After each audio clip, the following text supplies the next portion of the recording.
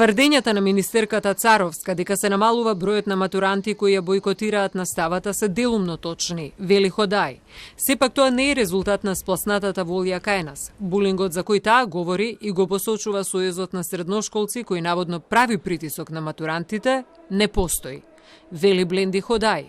Исто како расипен телефон, од страна на Министерството за образование му закана и му прават притисоци до директорите.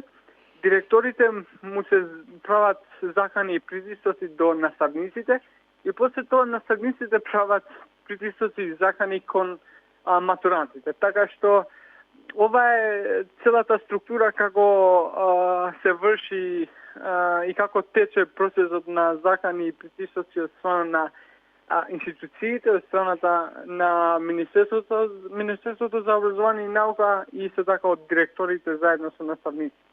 За Царовска пак ситуацијата е сосема поинаква и средношколците мораат да бидат свесни за законите и правилниците кои се предвидени во образованието.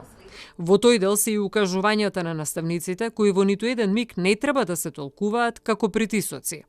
Фактот дека над 14.000 ученици пријавија државна матура доволно говори дека тие сакаат да ја полагаат истата, додава Царовска.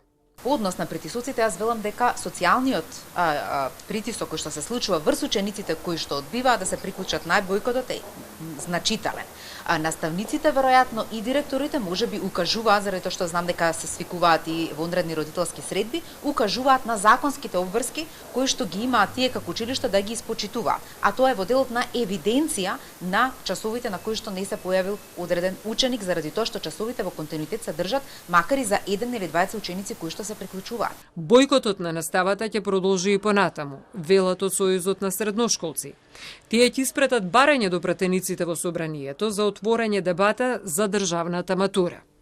Во меѓувреме, Министерството за образование и наука, Бирото за развој на образование и членовите на работната група, заедно со универзитетски професори, представници на различни универзитети, го продолжија широкиот консултативен процес за предложените реформи во основното образование.